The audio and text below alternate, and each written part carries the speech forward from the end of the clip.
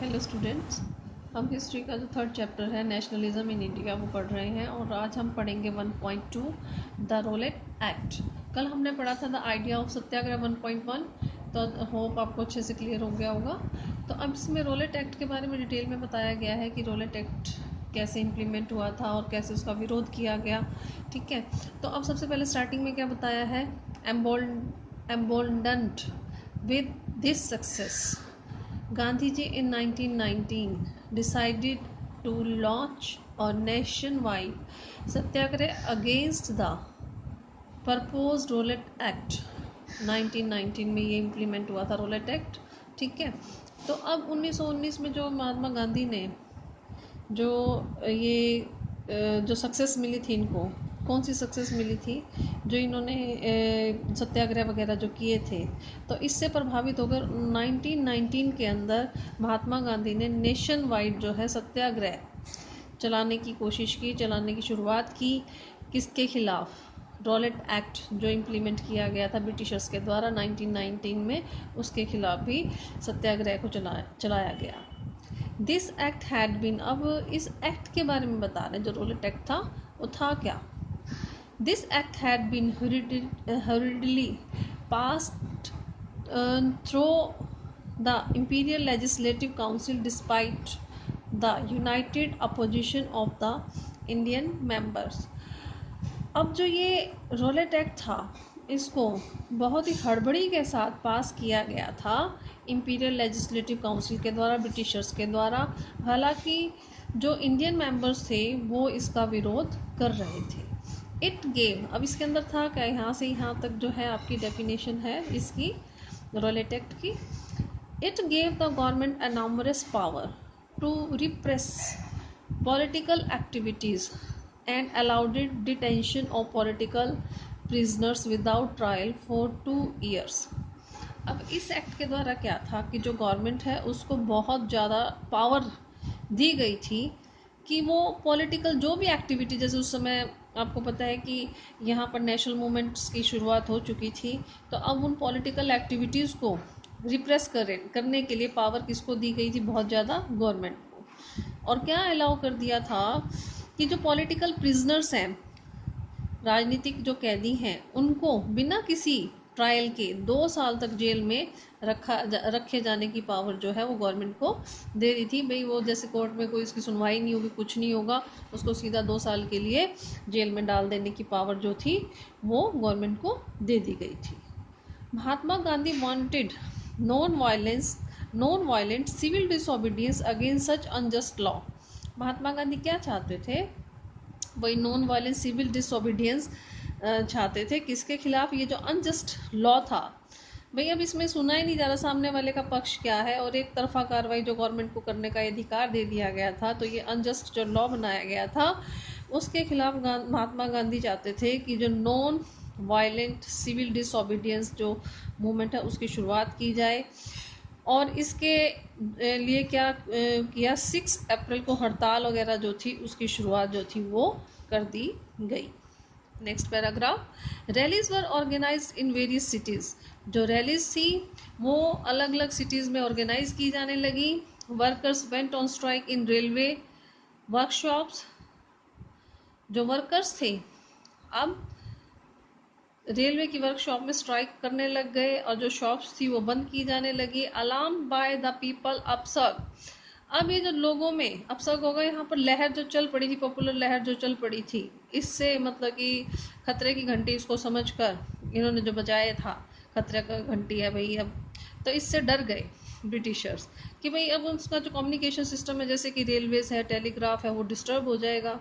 ठीक है, तो इसके लिए उन्होंने क्या शुरू किया, the British administration decided to clamp down on nationalist.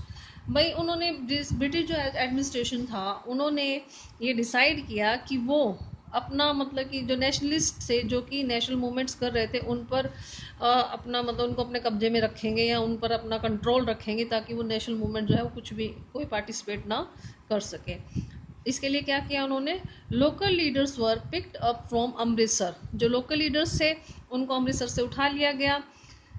And Mahatma Gandhi was ban from entering Delhi. इनका बैन कर दिया कि आपने दिल्ली में एंट्री नहीं करनी महात्मा गांधी का। On 10 April the police in Amritsar fired upon a peaceful procession.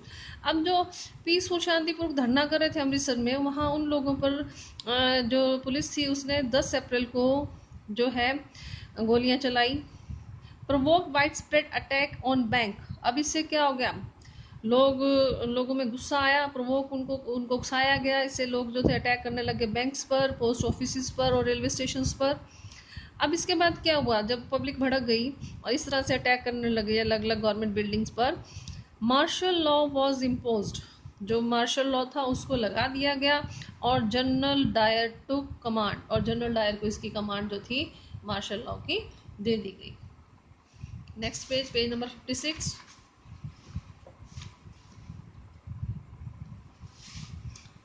On 13 April, the infamous Jallianwala Bagh incidents took place. अब यहाँ पे जलियांवाला जो बाग से रिलेटेड आपका क्वेश्चन जो है कई बार आ जाता है, तो आपको ये अच्छे से ध्यान से पढ़ना है कब हुआ था ये इंसिडेंट। सबसे पहले 13 अप्रैल को, on that day a large crowded gathered in the enclose ground of Jallianwala Bagh. जो जलियांवाला बाग का एक ग्राउंड था उसमें कई संख्या में जो लोग थी, काफ़ी मात्रा में भीड़ जो थी इकट्ठा हो गई थी।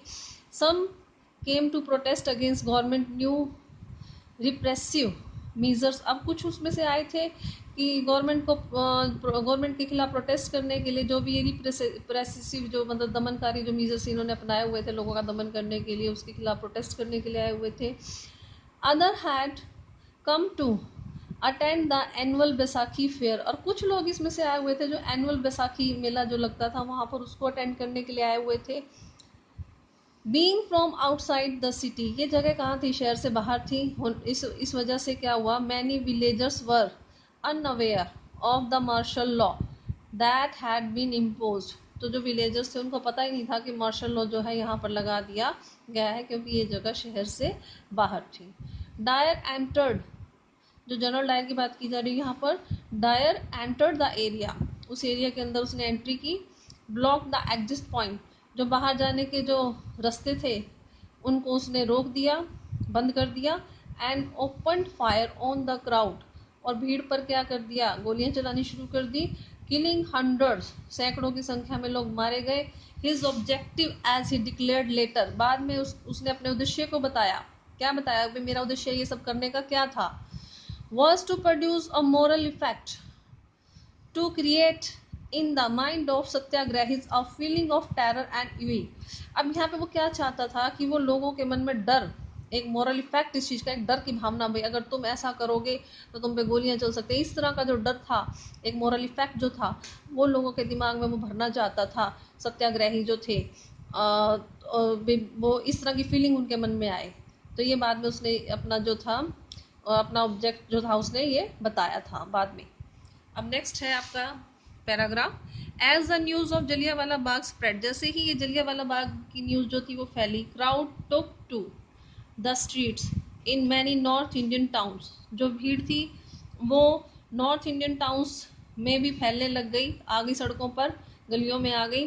देयर वर स्ट्राइक्स होने लग गई। क्लैशेस विद द पुलिस के साथ जो झड़प वगैरह थी वो होने लग गई।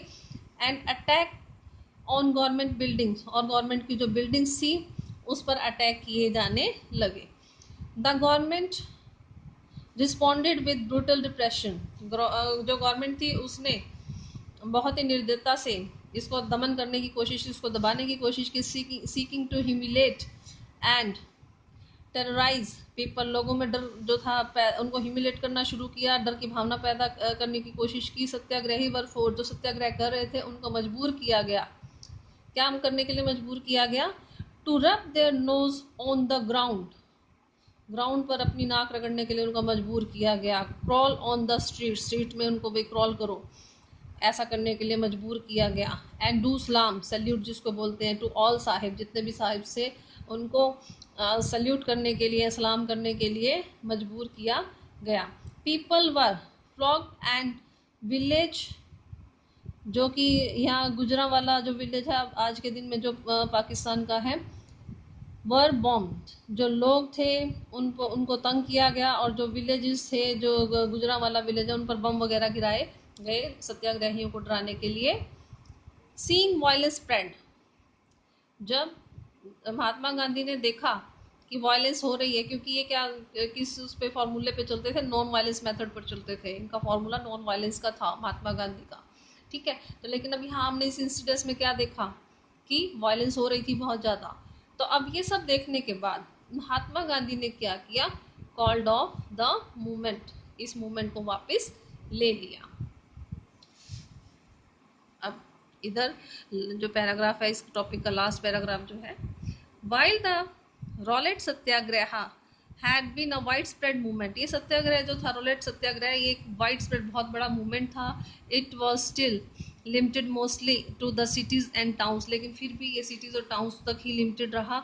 महात्मा Gandhi now felt the need to launch a more broad based movement in India, अब और ज़्यादा बड़ा मूवमेंट जो थे महात्मा गांधी इंडिया के अंदर करना चाहते थे, but the certain that no such movement could be organise without bringing the Hindu and Muslim closer together, लेकिन ऐसा कोई भी मूवमेंट जो है बड़ा मूवमेंट हिंदू और मुस्लिम लोगों को इकट्ठा किए बिना नहीं हो सकता था उस समय। One way of doing this, एक तरीका जो उन्हें लगा कि ऐसा कर सकते हैं एक तरीके से, ही फेल्ट, जो उनको महसूस हुआ, was to take up the Khilafat issue, भाई जो खिलाफत इशू था उसको वो चाहते थे कि यूज़ कर लें हम, उससे ये हिंदू और मुस्लिम इकट्ठा हो सकेंगे। अब खिलाफत इशू था क्या, अब इसके बारे में यहाँ से बात चल रही है। The first world war had ended with the defeat of Ottoman Turkey, अब फर्स्ट वर्ल्ड वॉर खत्म हुई तो कौन हारा, ऑटोमन टर्की जो था वो हार गया। And there were rumour, rumour होती है अफवाह, और वहां पर अफवाह फैल गई that a harsh peace treaty was going to be imposed on the Ottoman emperor, जो ओटोमन राजा है उसके ऊपर, एम्पर जो था उसके ऊपर एक harsh treaty, peace treaty, harsh होता है बहुत ही सख्त, शांति संधि समझौता करने के लिए उसे मजबूर किया जा रहा था। अब ये था कौन, ऑटोमन एम्पर था कौन, अब ये बहुत ही इंपॉर्टेंट है आप लोगों के लिए जानना है। ये थे spiritual head of Islamic world, जिसको कि खलीफा कहा जाता था, जो स्पिरिचुअल हेड होते थे, ठीक है। टू डिफेंड द खलीफास, इन खलीफास को बचाने के लिए, इनका बचाव करने के लिए, टेम्पोरल पावर, इनकी जो पावर थी उसको बचाने के लिए खलीफा की, a Khilafat community was formed in Bombay in March 1919, मतलब एक खिलाफत कमेटी बना ली गई थी मुस्लिमों के द्वारा, अभी आगे नाम भी आएंगे, कब बनाई गई, बॉम्बे में मार्च 1919 में। A young generation of Muslim leader like, new generation के, यंग जनरेशन के लीडर्स जैसे कि दो भाई थे यहाँ पर, मोहम्मद अली और Shaukat Ali, began discussing with Mahatma Gandhi, उन्होंने महात्मा गांधी के साथ इस बारे में डिस्कस करना शुरू किया about the possibility of United mass action on the issues, भाई इस इशू पर, खिलाफत का जो इशू था इनका, इस इशू पर वो मिलकर काम करें, मास एक्शन ले, इस पर उनकी मीटिंग हुई। किस किस की, दोनों भाई जो थे यंग लीडर्स थे, कौन कौन से, शौकत अली और जो है यहाँ नाम दिया हुआ है आपका मोहम्मद अली और शौकत अली। अब इसके बाद Gandhi ji saw this as an opportunity to bring Muslim under the umbrella of a unified national movement, अब गांधी जी को क्या लग रहा था, इनको एक पॉसिबिलिटी नज़र आई किस चीज़ की, कि इस इशू पर जो है हिंदुओं को और मुस्लिम्स को क्या कर सकते हैं, वो इकट्ठा एक ही अम्ब्रेला के नीचे लाकर एक यूनिफाइड, इकट्ठा होकर नेशनल मूवमेंट जो है वो कर सकते हैं, ऐसा उनको अपॉर्चुनिटी इस दौरान इस इशू में उनको लगी, वे हिंदू और मुस्लिम दोनों ही इकट्ठा हो जाएंगे। At the Calcutta session of the Congress in September 1920, Calcutta session जो हुआ था, वहाँ पर कांग्रेस का जो सेशन हुआ था सितंबर 1920 में, he convinced other leaders of the need to start a non cooperation movement, Mahatma Gandhi ने जो दूसरे लीडर्स थे उनको भी कन्विंस कर लिया था कि नॉन कॉपरेशन मूवमेंट जो है वो किया जाए खिलाफत को सपोर्ट करने के लिए, as well as for Swaraj, और साथ ही साथ स्वराज के लिए। स्वराज क्या होता है, स्व मीन्स अपना राज, अपने राज लेकर आने के लिए, ठीक है। तो ये टॉपिक यहीं तक है, इसको अच्छे से पढ़ना, अगर कोई प्रॉब्लम हो तो मुझसे डिस्कस कर लेना। Thank you.